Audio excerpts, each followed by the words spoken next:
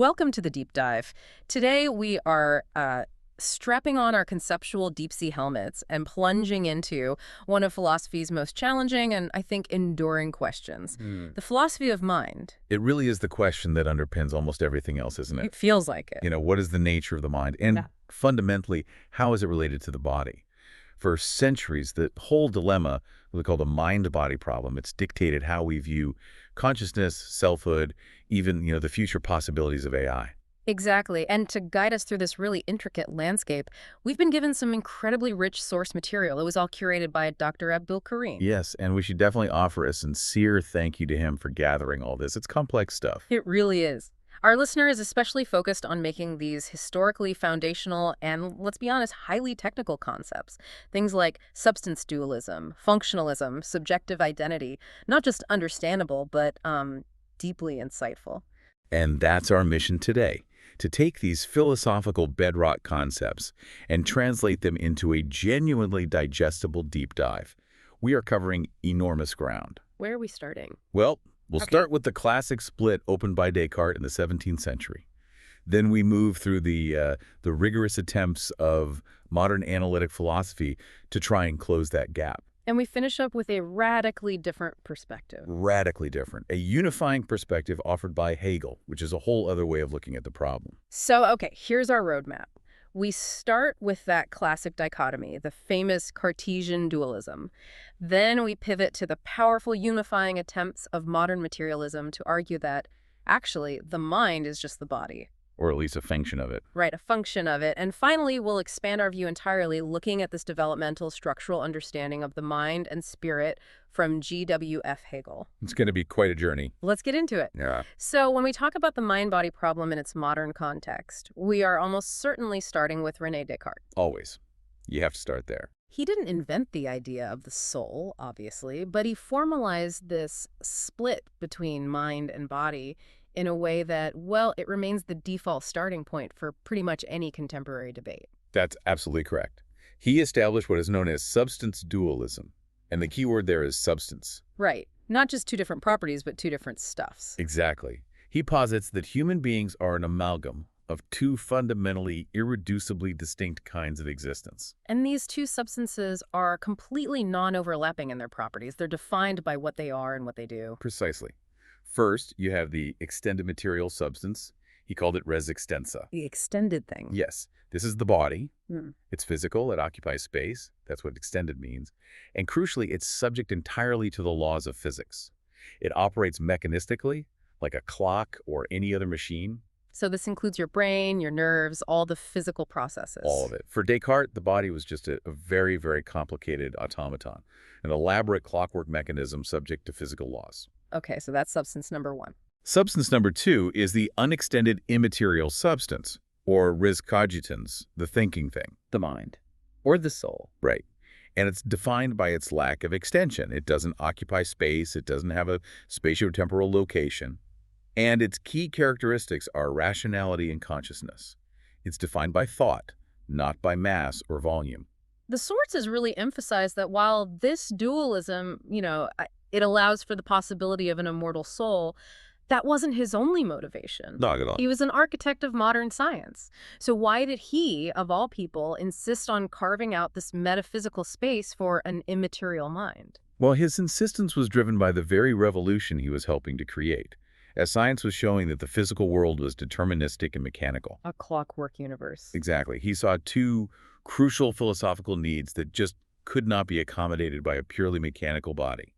Those were the need for genuine reason and the need to account for subjectivity. Okay, let's take those one by one. Let's start with rationality. Why couldn't a complex brain account for reason, in his view? Because of the nature of that emerging mechanical worldview, if the body, and that includes the brain, is just a complex machine, then every movement, every event is determined by prior physical causes, just a chain of billiard balls knocking into each other. Okay. But rationality, for Descartes, implies agency, free judgment, the capacity to grasp necessary truths, like in mathematics. If I am merely a deterministic physical system, how can I genuinely choose to follow a line of logic? You can't. You're just playing out a program. Precisely.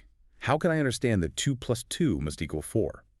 Descartes needed the immaterial mind to be the seat of this unique, non-physical capacity for rational thought and free will, something that could stand outside that physical chain of cause and effect. It sounds like the mind for him was this necessary guarantor of epistemic certainty and free action, things the material world couldn't provide. That's spot on. And the second motivation, and this is the one that truly sets up the hardest problems for philosophy of mind today, is subjectivity. The distinction between my internal mental state and external reality. Yes.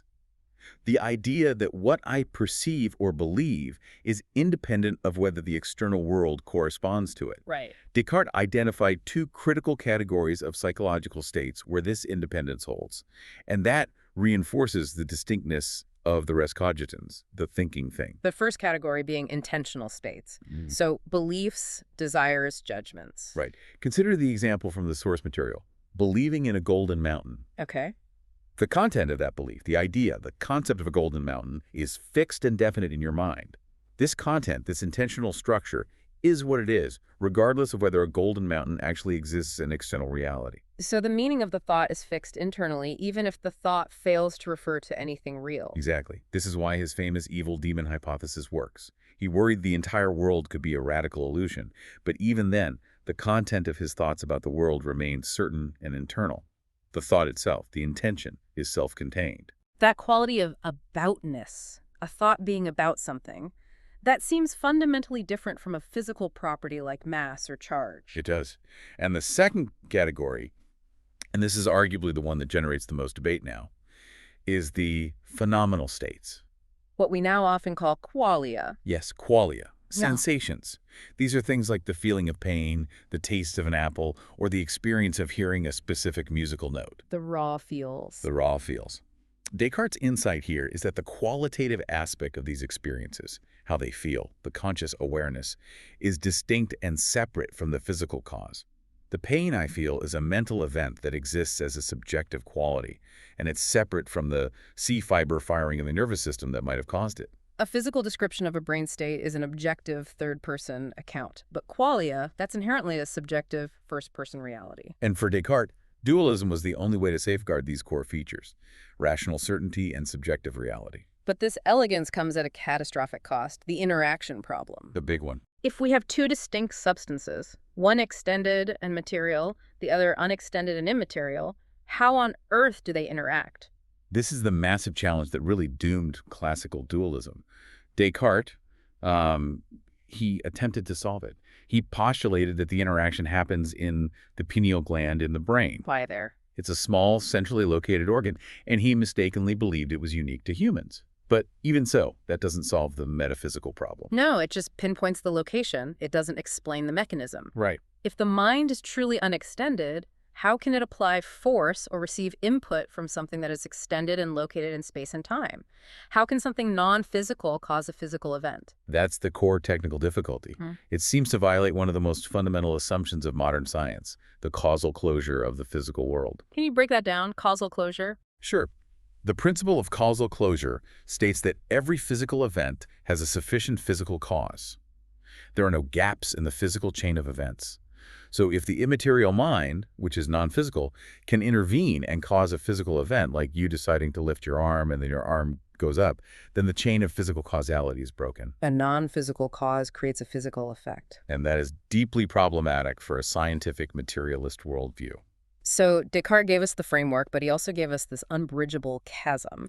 And the entire subsequent history of the philosophy of mind is basically a series of attempts to either close that chasm or argue it was never there in the first place. Exactly. And following the recognized failure of that interactionism, the philosophical pendulum swung dramatically in the other direction. Towards physicalism. Absolutely.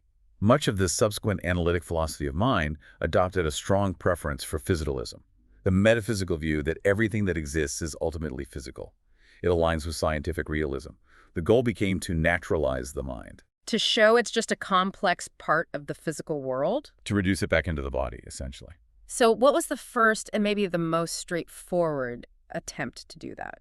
The initial, really ambitious attempt was central state materialism.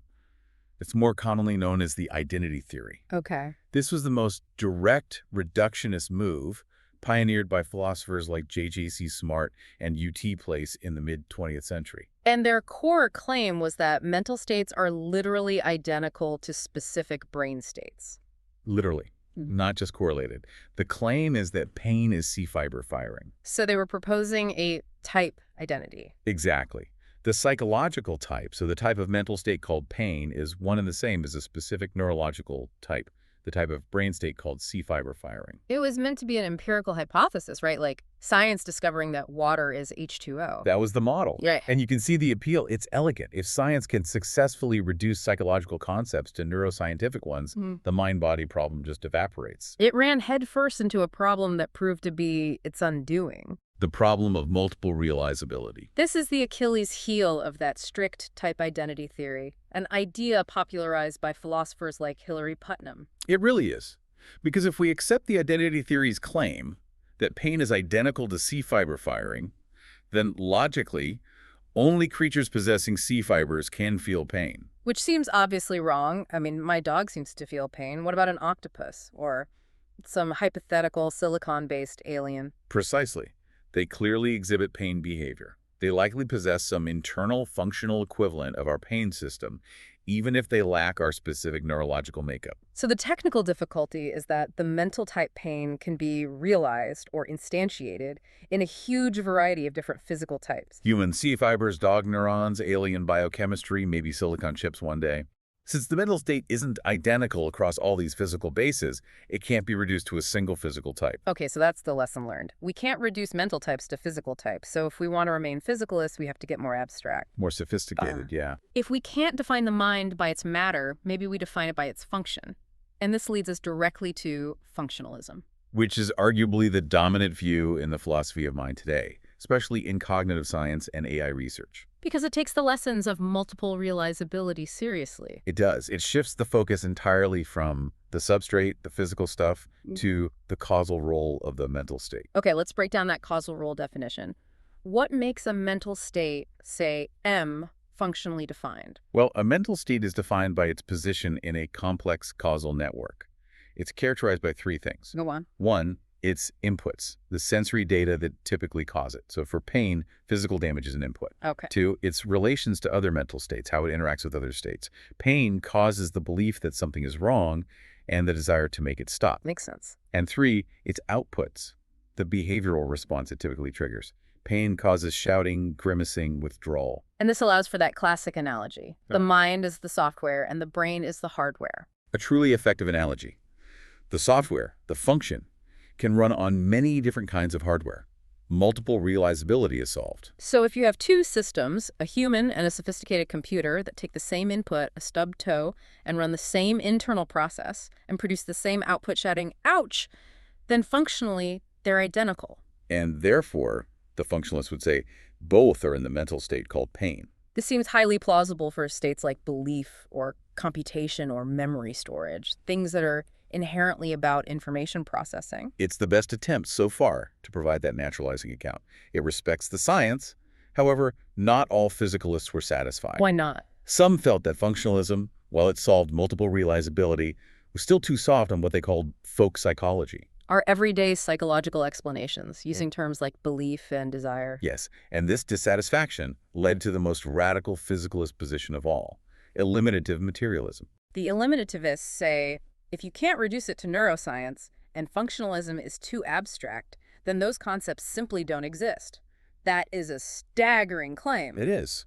Proponents like Paul and Patricia Churchland argue that our common sense framework for understanding the mind-folk psychology is a fundamentally mistaken and primitive theory.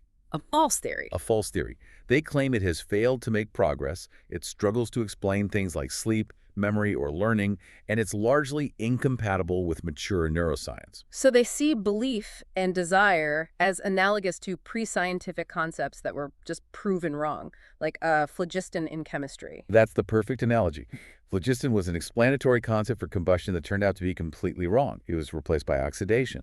The Churchlands argue that as neuroscience matures, we will discover that belief and desire are equally empty concepts. And they should be eliminated from our vocabulary. And replaced entirely by a mature vocabulary of neural structures, spiking patterns, and electrochemical states. That critique sounds powerful from a radical scientific standpoint, but, I mean, many philosophers find it incredibly hard to swallow. It asks you, the listener, to believe that you don't actually believe things. And that's the standard philosophical critique. It's often called the self-defeating or scarcely intelligible argument, as the sources note. How so? Well, if an eliminativist asserts beliefs do not exist, then they are claiming to believe that that assertion is true. The very act of asserting the elimination of beliefs presupposes the existence of the mental states, beliefs, understanding, assertions that the theory seeks to deny. It's like they're sawing off the branch they're sitting on. Exactly. It creates a foundational paradox that makes meaningful debate challenging. So while eliminativism serves as this important radical edge in the philosophy of mind, forcing us to ask how deeply committed we are to our common sense language, most physicalists today prefer to revise the functionalist model rather than abandon the concepts of belief and desire altogether. Okay, so we've covered the identity theory, which was too strict. Functionalism may be too abstract for certain states, and eliminativism, which is just too radical for most. Right.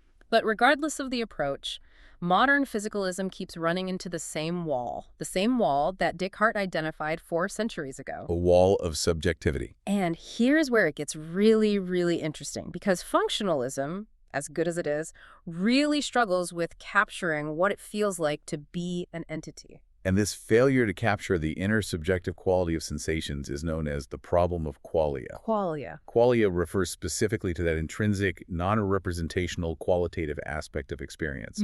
It is the specific hurt of a toothache, the deep melancholy of a feeling, or the unique subjective experience of seeing the color blue. So a physicalist, especially a functionalist, can provide a complete objective account of the mind. They can map the neural firing patterns, the input-output behaviors, the whole computational structure. A complete third-person story. But that description, however complex, still seems to miss the internal feeling. Why does the color blue feel blue, rather than feeling like the color red? Exactly. The functionalist defines pain by its causal role. It's the state caused by tissue damage, which causes distress and results in withdrawal behavior.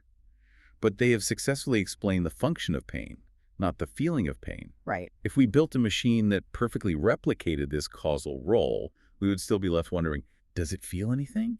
Is there an inner life? Is the light on inside?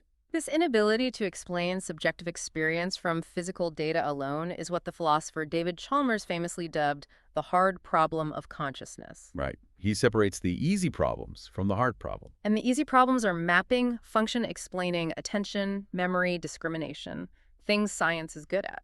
The hard problem is explaining experience. Why and how do physical processes give rise to conscious experience at all? And this leads directly to some powerful thought experiments designed to expose this gap between the objective and the subjective. The primary one being the philosophical zombie argument. Okay, explain the philosophical zombie. It's not the movie kind. No, not at all. A philosophical zombie is a concept designed to test the completeness of physicalism. We are asked to imagine a hypothetical being who is a physical and functional duplicate of a normal human. Atom for atom, brain state for brain state. So they would react perfectly normally. They'd say, I feel great when you ask, and they'd wince if you prick them with a pin. Everything on the outside is identical. But this zombie lacks any inner subjective life. There is simply nothing it is like to be them. The lights are off. And the crucial part of the argument is not that these zombies exist, but that they are conceivable. Exactly. If it is even logically possible to imagine a being that is physically and functionally identical to us, yet lacks consciousness, then consciousness must be something in addition to the physical and functional properties. Which means the physical and functional description must be incomplete. And that's a powerful intuition pump. It drags the ghost of Cartesian dualism right back into the conversation, even for people who are deeply committed to science. There's another famous thought experiment that does similar work, right? The knowledge argument. Yes, often presented through the example of Mary, the color scientist. So Mary's a brilliant scientist who lives her entire life in a black and white room. She studies the world using a black and white monitor, and she has access to every single piece of physical information about color vision. Every wavelength, every retinal and neurological firing pattern associated with seeing the color red. She knows all the objective third-person facts. And then one day, she leaves the room and sees a red rose for the very first time. The question is, does she learn anything new? Intuitively, of course she does. She learns what it is like to experience red. Exactly. And if she learns something new upon seeing red, that must mean that all the physical facts she knew before were not the whole story. This subjective, qualitative fact of the experience, the qualia, was a piece of non-physical knowledge she gained. Which strongly suggests that physicalism, the view that all facts are physical facts, is false. This entire analytical project, from identity theory through functionalism, it's all deeply rooted in a philosophical commitment. The sources describe this as a deep conviction that modern science is the apogee of knowledge and rationality. And that conviction provides the metaphysical preference for physicalism and scientific realism. The problem isn't that science is flawed. The problem is that when this preference becomes rigid, it can tip over into scientism. The idea that science is the only proper means for investigating all questions. Right. The critique is that this leads to an insistence on physical explanations, even if those explanations fail to account for the foundational reality of our own subjective experience. It can prioritize the methodology over the phenomena being studied. So we've hit the wall of the hard problem, and this forces us to consider frameworks that are outside of purely materialist reduction. And to gain that necessary perspective, we need to pivot entirely. Let's do it. We're moving away from the analytical reductionist tradition and entering the realm of structural idealism, specifically G.W.F. Hegel's comprehensive philosophy of mind, or Geist. And the contrast is immediate and stark. Where physicalism seeks to define the mind as a fixed thing, a physical brain state, a functional system, Hegel rejects what he calls the modesty of thought that treats the finite, like the mind, as a fixed entity, as absolute. So for Hegel, the mind isn't an entity, it's a transition and an emergence to something higher. It's spirit realizing its potential. Precisely. He organizes the development of mind, or Spiritgeist, into three progressive stages: subjective mind, the individual; objective mind, social and political structures; and absolute mind, art, religion, and philosophy. And we're focusing here on the subjective mind. That includes the soul and consciousness. Right. So let's start at the beginning of the subjective mind. The soul, what he calls anthropology. How does Hegel define the soul? He uses this concept of ideality. Ideality is foundational, and it's highly complex. But the soul is defined by its ideality. Right. It is the negation of the real, but a negation that retains the real implicitly. Okay, that sounds difficult. Can you unpack that? The negation of the real. Think of it as the ultimate power of integration and generalization. It takes the concrete, real multiplicity of the world, and that includes the body, and it makes it a unified concept within the subject. So if Descartes saw the body as res extensa, this extended stuff, Hegel sees it as corporeity, and for the soul, this bodily multiplicity is reduced to ideality. Exactly. For the sentient soul, the multiplicity of the body's parts, the millions of cells, the distinct organs, the real outness of parts, is overcome. The soul is a simple, omnipresent unity within the body. It's not separate from it, it's the unity of it. Yes, the body exists, but it exists for the soul as a unified, single, definite conception, not as separate, extended pieces of matter. The soul is one, uncompounded, a deep, featureless, characterless mind. That simplicity is so important. It's a unified self, even though it contains, and this is a quote, an infinite treasury of sensations, ideas, acquired lore, thoughts, etc., yet without existing. They are only implicit. And this takes us into the next stage, the implicit power of intelligence and mental representation.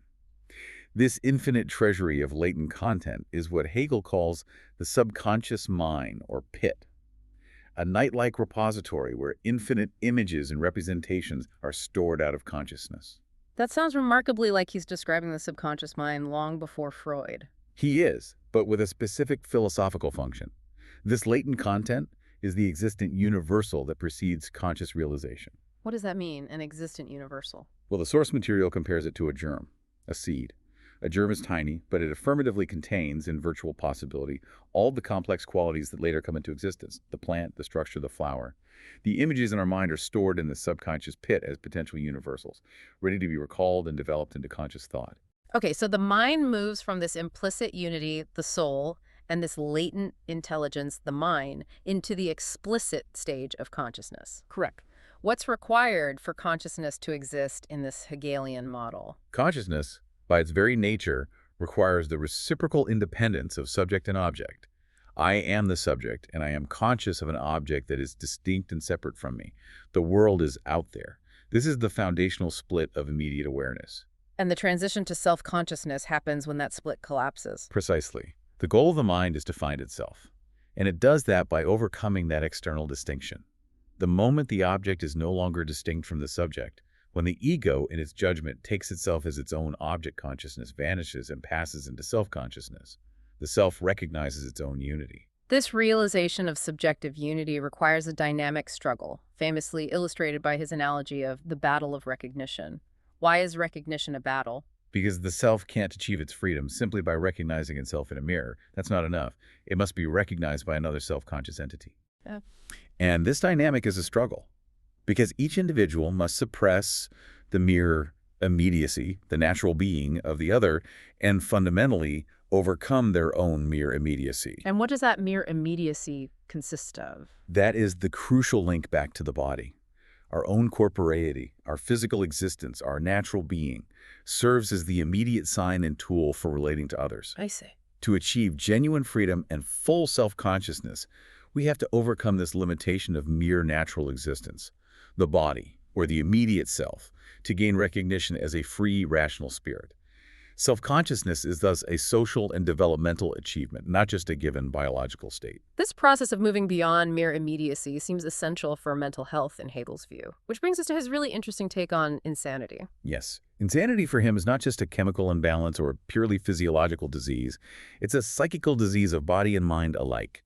It happens when the conscious subject fails to properly integrate a particular feeling or idea into the totality of their self-system. They get fixated on something. Exactly. They become engrossed with a single phase of feeling, what Hegel calls a fixed idea, that is not properly idealized or integrated within their system.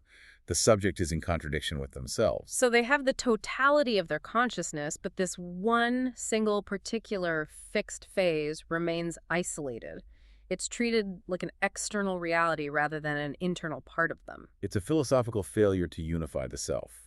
The mind as such is free, but when it acts as a thing, a natural soul, it's susceptible to this internal contradiction, this failure of logic applied to one's own internal life. Which brings us to the culmination of the subjective mind, the realization of the thinking will. Yes, the will is the mind becoming aware that it is the author of its own conclusions. It's the spontaneous source of self-fulfillment and individuality. But this is just formal freedom, right? The will is still finite if it's only based on subjective selfish interests, just making choices to satisfy immediate desires. Right. So Hegel has to define true liberty. What is that? Genuine freedom of will is always inseparable from thought.